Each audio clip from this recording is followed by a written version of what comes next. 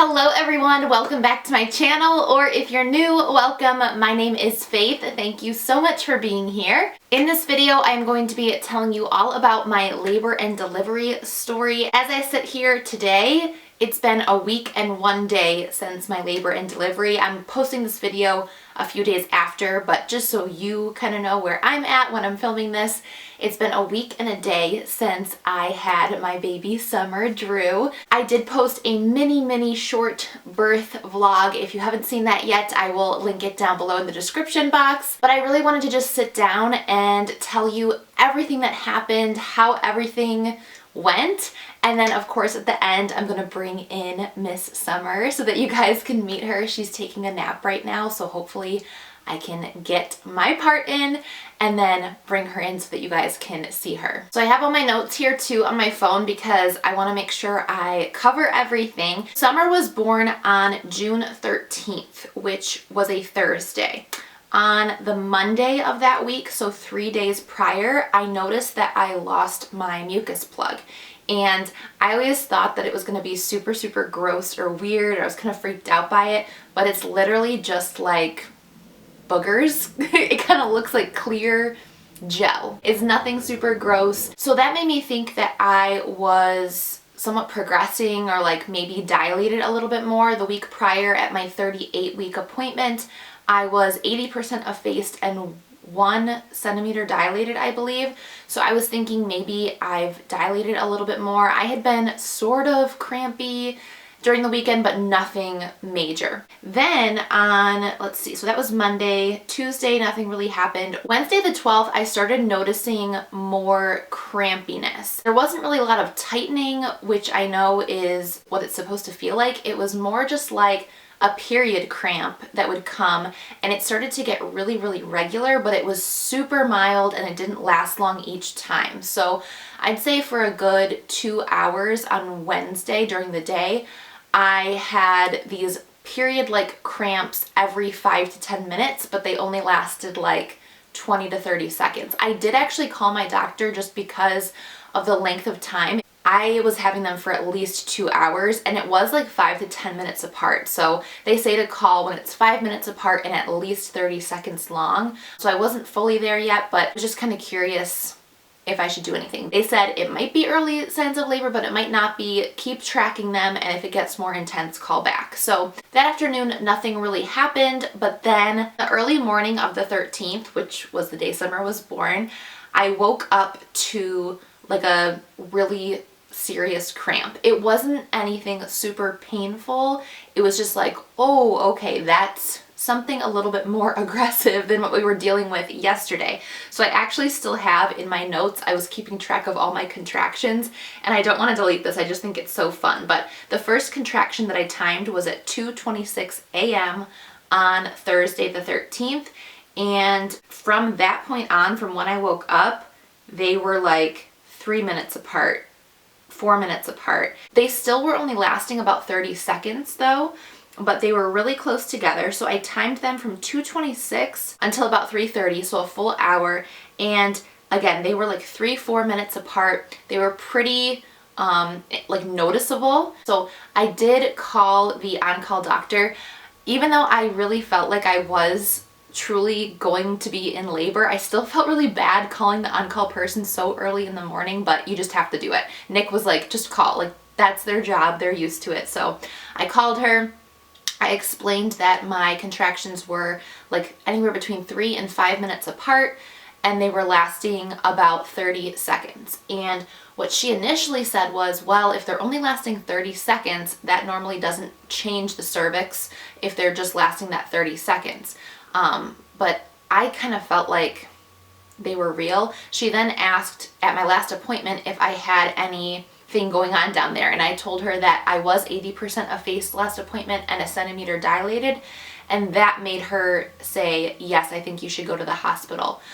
She asked me if I was like huffing and puffing through the contractions, like if it was taking my breath away, and at that point, I don't think it really was. I don't know. They really weren't that painful. It was just like, oh, you know, like there's one. Once we got in the car though, into the hospital, they started to take my breath away a little bit. And they were really, really bearable. If you're like pregnant and watching this, don't be freaked out. At least for me, my contractions were not terrifying whatsoever. So she asked me that. I kind of was like, sort of, I don't know. But she said, just go to the hospital. And so we did. So at like 4 o'clock-ish, maybe a little after 4, we got in the car, drove to the hospital. The hospital's like 30 minutes away from our house. So we drove up to the hospital and I called my mom and she met us there because I wanted her in the delivery room as well. I was gonna feel so bad if it wasn't the real thing. I was like really just nervous that I was having all these cramps and contractions and it was gonna be nothing. But when I went in, they put me right into the first room. It's just like a check-in room where they just check you to see if you should even stay. And a woman came in, she took my blood pressure, I think that was it. And then another woman came in who actually checked me. And this I was really surprised by. Her checking me really hurt. So again, that might have just been me. I think she said the reason it hurt was because my cervix was still slightly covering, I don't know the terms, but she had to really get up under there, and that definitely hurt a lot. But it was so worth it because she was able to tell me that I was already 5 to 6 centimeters dilated. So that was really good. I was like halfway there already. So they brought me right up to a delivery room. Once I got up to the delivery room, a couple nurses came in and they asked me what my birth plan was. And I really didn't have a specific birth plan. I just knew that I wanted to try and do this naturally. And since I knew that I was already 5 to 6 centimeters dilated, I was like, I think I can do this, because up until this point, it was completely bearable. So I said, no, thank you. I don't want an epidural. The only thing they did do was they put an IV in me because I was pretty dehydrated. So I did get a liter of fluid throughout the whole time. But that's it. No drugs, nothing. It was funny too, because when the nurses asked me if I had a birth plan and I said no, not really, they were like, that's great, because nothing ever goes as you plan. So that's perfect. Don't worry that you don't have a birth plan. Because I think I was kind of like, no, I don't have a birth plan. And they were like, that's good. So, I mean, if you have a birth plan, that's great, but just know that it might not really turn out the way you think it will. In my case, actually, I would say if I had written a birth plan of like what would have been the perfect or like best case scenario, what happened to me really was what I would have wanted. So I was really lucky, really blessed in that aspect, but I didn't come in with like a sheet of everything I wanted. All I wanted was to try and do it naturally and have Nick cut the umbilical cord and call out if it was a boy or a girl. So we got in the delivery room probably around 5 o'clock, 5:30-ish, and I laid in the bed for a while, just like the normal like laying position to deal with the contractions, and it was starting to get pretty uncomfortable. There was like a lot of pressure just on my butt area, and so laying there on your butt was just really uncomfortable. So I was really thankful one of the midwives suggested I sit on an exercise ball, which at first I was like, no, I don't feel like moving, like I kind of just wanted to stay there. But she's like, trust me, this is gonna feel better, and it's probably gonna get the baby to drop down even lower. At this point, the baby was super low, Summer was super low, but the exercise ball was meant to help her get even lower. Once I got on the exercise ball and they actually brought the bed, I think there might have been a clip of this in the birth vlog, but I'm not sure if you could tell. I sat on the exercise ball right up against where the bed was, and they raised the bed so I could just like have my hands on the bed, and it was so much better, so much more comfortable. So I did that. I sat in that position and kind of like rolled on the ball, went through a contraction for probably a couple hours. So I'm just trying to remember here. So I did that for about 2-3 more hours. At 8:30 a.m. my doctor, my OB, came in, and I kind of wasn't expecting her to be there already. I think I was just in denial of how fast things were moving for me, which was great that they were moving so fast, but I just was not expecting to have her that morning. I just thought, I'm a first-time mom, things take longer, and I was expecting to have her like sometime in the afternoon and have to be going through these contractions all morning into the afternoon. But the doctor was there and she came in and checked me. And at this time when she checked me, and I told her, I was like, the first time they checked me, it really, really hurt. And she's like, okay, I'm gonna be really gentle. And I don't know if it's because my cervix had moved out of the way, but when she checked me, it did not hurt at all. She checked me, she said I was 9 centimeters dilated, and at this point my water still had not broken. So she asked me, would you like me to break your water? I wasn't really expecting to be asked if I wanted to have my water break, so I was kind of like, oh, I don't know, should I? And she said, if you want to get things moving along, if I break your water, you're probably gonna be able to start pushing really soon. And I'm like, well, fine, let's just do this. Because at this point, the contractions were pretty intense. Like, I really had to breathe. I was always grabbing onto something, a lot of times Nick's hand or like the bed pillow. So they were more intense. But again, if you are pregnant and like watching this, don't be scared. They really weren't that bad. They were completely bearable. So she went and broke my water, which I was kind of scared about because I didn't know. I don't know, some people had told me that it hurts. It really doesn't. I plan on making a video all about labor myths and things like that, or at least things that I was told that really were not that terrible, not that bad. So I plan to make a video on that. Give this video a thumbs up if you want to see that, or let me know in the comments if that's something you want to see. But yeah, she broke my water. It was absolutely like not even painless. Like, I literally didn't even feel anything. There was nothing felt except for like a warm rush of water that came out of me. So that was at 8:30, and literally 5 minutes later, I could sense that my contractions were like wanting me to push a little bit. This is another thing that I was expecting just because of what people have told me and my mom has told me. Like, when you get to the pushing stage, it's almost an uncontrollable urge to push. For some reason, that was not really the case for me. I kind of wanted to just tense up, but I could sort of feel that my body wanted to push. So I'm like, you know what, let's just push. They asked me if I wanted to start pushing through the contractions. So I did. So that was again at like 8:35 a.m. I pushed for exactly an hour. Definitely the pushing was the hardest part by far. I did end up tearing a little bit. I guess they really don't do episiotomies anymore. I don't think I tore that bad. I just had a few stitches, and as of right now, a week later, I feel really good down there. The first few days were pretty hard. Like, it was really uncomfortable to sit. It was really hard to stand up. Everything just felt really like swollen. But ice packs are your best friend. I'm also planning to make a video on postpartum care and things like that. So if you want to see that, let me know. But yeah, I did tear a little bit. That last hour, really, I think I almost lost it. At one point, I looked at my mom and Nick and I was like, I can't do this. I'm not going to be able to do this. And part of it too was in the beginning, like probably that first half hour of pushing, I didn't feel like anything was happening. Like, I felt like I was just pushing and she wasn't getting any further down. So I also was like, this isn't even doing anything. I'm not even getting anywhere. And they all were like, yes, you are. Yes, you are. They were really good at coaching me. The midwife was great. My doctor was great. And Nick and my mom were awesome. So Nick was so awesome. He was like a superstar. He told me how proud he was of me, and it was such a great experience. I'm so happy that I was able to do it naturally. And I really think if you don't think of it as even an option, like you just kind of go in and say, it's not an option, I'm gonna do this naturally, you can get through it. I could totally understand though if you went to the hospital and found out you were maybe only like 3 centimeters dilated and your contractions weren't really getting you anywhere and it was hours and hours of that. I could totally see how you'd get tired and really want one.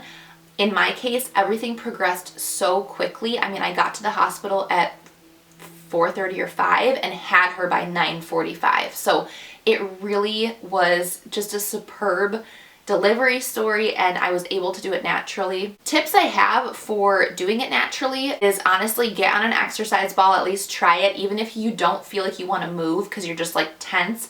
Try what the midwife is telling you to try. Also, grabbing onto something really does help. Another thing I did was there was like a dot on the ceiling that I just stared at. Like, I just stared at this dot and that helped me. Deep breathing really helped me. You'll just be able to do it. There was nothing I really prepared for. Once you're in it, your body just kind of takes over and you can do it. You absolutely can do it. So yeah, she was born at 9:47. Nick was the one to tell us all it's a girl, which really did, I think, shock us. I, throughout my whole pregnancy, said I really don't know what it is. I'm just not sure, but everyone around me was telling me it was a boy, so I think I kind of had in my mind that it was going to be a boy. So when it came out a girl, I was just, first of all, I was just happy that she was out. It felt like such relief. As soon as her head came out, it was instant relief. Instant relief down there, and she just slipped out and everything was better. That was another thing I wasn't sure about. Like, was it going to continue to be really painful after she was out? No. After she was out, it was like nothing, and pushing the placenta out was nothing. It really was like, it just came out. I think I maybe had to do like a tiny little push and it just came out. So more myths that I plan to talk about in that video. But yeah, Nick was the one to call that it was a girl. He cut the umbilical cord. It was wonderful. I can't even describe it. There's a lot of pieces I'm probably forgetting. Like when I went back and watched some of the videos that my mom took and pictures, I was like, I don't even remember doing that. Like at one point I had a sheet around me, I guess to cover up my back because my hospital gown was just the front. I'm like, I don't even remember standing there with that gown on me. I don't remember half of this stuff already. It's just a crazy experience. I was really, really blessed to have done it naturally the way I wanted to do it. It was just something I really wanted to try and see if I could do. My mom delivered me naturally and I just wanted to see if I could do it, and I did. So I'm super happy with that. Like I said, I did need stitches from tearing. The doctor doing the stitches really did not hurt. She gave me a little shot of numbing something. The shot didn't hurt either. Honestly, there's so much that just went on down there getting that baby out that all these other little things like stitches and the numbing shot, you don't even feel. Like it's not even a big deal. I did not experience any shakiness really. I think I did a little bit of shaking. My legs shook a tiny bit after, but I've seen some women that really, really shake after. I'm just assuming because my labor was so short that I didn't experience that. Right as soon as she was born, I didn't mention this, but they just wipe her off a tiny bit and plop her right on you, and she latched onto me right away, like immediately, and she latched on for 2 hours. And in retrospect, it was really good because it was bonding for her and she was getting that colostrum, that first breast milk, but I know that she was not latched correctly because my breast, my nipple was really traumatized from that, and it made breastfeeding the first 4 days or so extremely painful. I also plan, I feel like I keep saying throughout the video, I plan on doing this video, but I just have a lot of video ideas. I plan on doing a breastfeeding type of video, just things I've learned, because now a week into it, her and I are doing great. Like she's latching great. Everything's going really well. I saw a lactation consultant. I went to that breastfeeding class, so I think I have a good amount of knowledge, and I can just also share with you my experience because it definitely is tricky. So yeah, she latched on for a couple hours there, which I think was really good for her and her growth. The sad thing was though, and I started to like look over at Nick, he didn't even get to hold her at all for the first 2.5 hours. So we got her off. I don't remember if she just unattached or what happened, but he finally got to hold her, and that was so sweet. I'll pop up a picture here. Oh my gosh, it's so cute. They even stamped her foot on his hand after they did her footprints. Whatever was left on her foot, they stamped on his hand, so he has her little footprint on his hand as he's holding her. It's just so cute, so precious. So yeah, that is it. That is the labor and delivery story. All in all, my labor and delivery was really exactly what I could have hoped for, and we're doing great. So I'm gonna go get that little girl up. She's still sleeping. Let me go get her. So here's Miss Summer. I was gonna put a cute outfit on her, but she's so happy in this swaddle right now. I highly recommend these Halo sleep sacks. She is extremely like handsy and armsy, and she will break out of the tightest swaddle with a blanket. So this has been a lifesaver for nighttime. So let me see if I can prop her up and show you. She's so sleepy. Oh, and there's the cue. She's gonna be ready to eat very soon. We are just so in love with her. She's so sweet. She's already gained weight and gained 1.5 inches in length. We had her doctor appointment yesterday, her 1 week appointment, and she's doing super, super well. Let me get you a little close-up of her. So here's Miss Summer. She's very sleepy. She loves to sleep in the mornings, which actually makes sense. Hi. Which actually makes sense because that was when I would feel her the least. When she was in me, when I was pregnant, I would not feel her kicking a lot in the morning. So I think this is just her little sleepy time. So that is it, you guys. If you have any questions for me on my labor and delivery, please let me know in the comments section. I will definitely respond and let you know. Thank you so much for watching this video. If you haven't subscribed to my channel yet, I would love it if you would do that. All you have to do is hit the red subscribe button. I'm going to be doing a lot of videos with this little girl. I'd love for you to become a part of the family. I love you all so, so much, and we'll see you in our next video. Bye. Is that a giggle?